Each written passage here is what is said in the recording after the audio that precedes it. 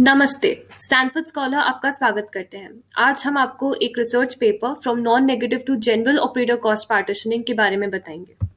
आइए हाईलाइट किए हुए शब्दों पर नजर डालते हैं। वास्तव में इन शब्दों का क्या मतलब है, ये जानने के लिए इतिहास में झांक कर देखते हैं। सन 1970 में शेकी नाम का रोबोट वह पहला प्रोजेक्ट था जिसने ऑटोमेटिक प्लान जनरेशन की समस्या का हल ढूंढने की कोशिश की थी। सन 1995 में SAS प्लस फॉर्मुलिज्म से हम परिचित हुए।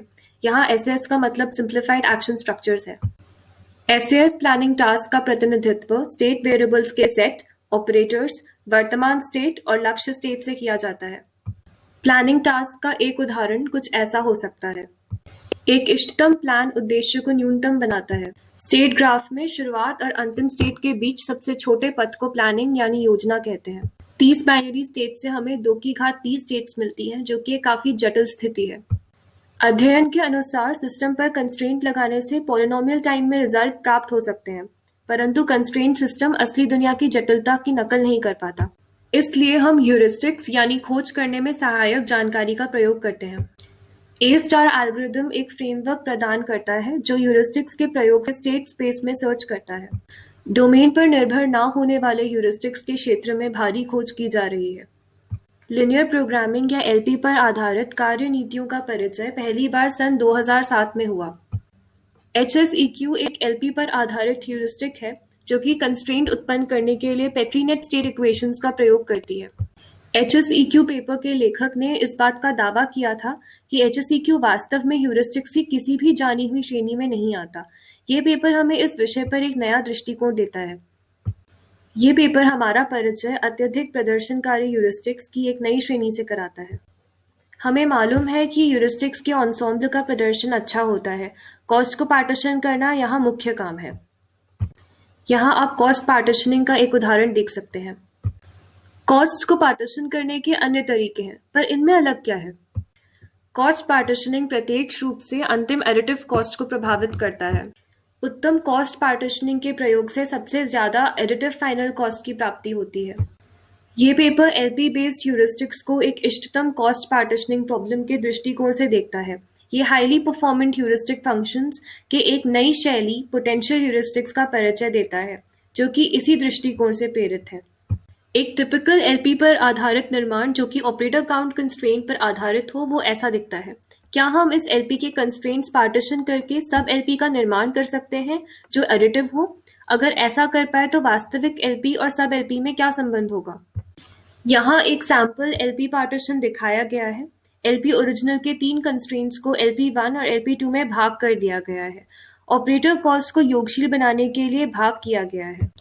अगर ऑपरेटर कॉस्ट ऑप्टिमली पार्टीशन किया गया हो LP1 और LP2 में, तो हम ये ऑब्जर्व कर सकते हैं कि वास्तविक LP से वही उत्तम रिजल्ट प्राप्त होता है जो LP1 और LP2 के जोड़ से होता है।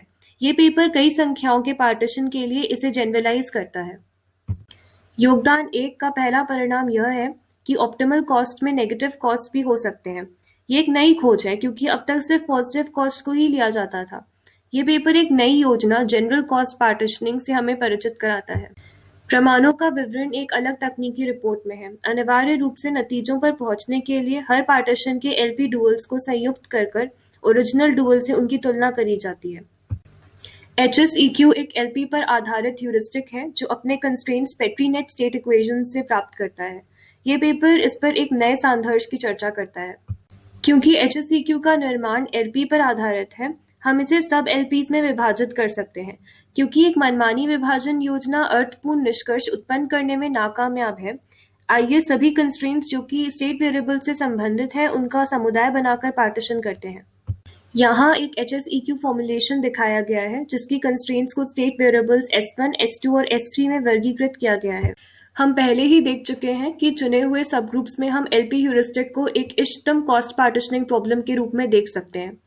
पर ये चुने हुए सब ग्रुप्स क्या प्रतिनिधित्व करते हैं? सब LP और कुछ नहीं बल्कि एटॉमिक एब्स्ट्रैक्शन ह्यूरिस्टिक्स के प्रोजेक्शंस हैं जिससे सिंगल स्टेट वेरिएबल की प्राप्ति हो। इस प्रकार HSEQ को हम ऑप्टिमल कॉस्ट पार्टीशनिंग मान सकते हैं।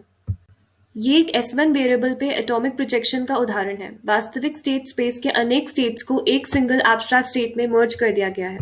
लेखक पोटेंशियल ह्यूरिस्टिक्स नाम के एक नए क्लास ऑफ ह्यूरिस्टिक्स का प्रस्ताव रखते हैं। हर फैक्ट यानी स्टेट वेरिएबल और उसकी वैल्यू की जोड़ी को पोटेंशियल नाम के एक वैल्यू से अंकित किया जाता है। किसी भी स्टेट पे ह्यूरिस्टिक बताने के लिए उस स्टेट के सारे फैक्ट्स के पोटेंशियल्स का जोड़ कर लेते हैं। कोई भी दो जुड़े हुए स्टेट्स के पोटेंशियल का अंतर उनके बीच के ऑपरेटर कॉस्ट से सीधा ताल्लुक रखता है। इस प्रकार एक एलपी को सॉल्व करके हम हर फैक्ट का पोटेंशियल निकाल सकते हैं। ह्यूरिस्टिक का मूल्यांकन हम सारे फैक्ट्स के पोटेंशियल को जोड़ के कर सकते हैं और इसमें एलपी की जरूरत नहीं पड़ती। परीक्षण के अनुसार थोड़े टास्क के परफॉर्मेंस में 10 गुना वृद्धि हुई है। समाप्त करने के लिए हमने देखा कैसे एलपी पर आधारित ह्यूरिस्टिक्स को हम एक इष्टतम कॉस्ट पार्टीशनिंग प्रॉब्लम के रूप में देख सकते हैं। हमने ये भी देखा कि कॉस्ट पार्टीशनिंग नकारात्मक लागत की अनुमति दे सकता है। ह्यूरिस्टिक्स के एक नई क्लास पोटेंशियल ह्यूरिस्टिक्स जिसका प्रदर्शन बाकी से श्रेष्ठ है, इससे भी अब हम परिचित हैं। चलिए इसी के साथ हम इस प्रेजेंटेशन को समाप्त करते हैं। अगर आपको और ऐसे टॉक्स देखने हैं तो scholar.stanford.edu पर जाएं। धन्यवाद।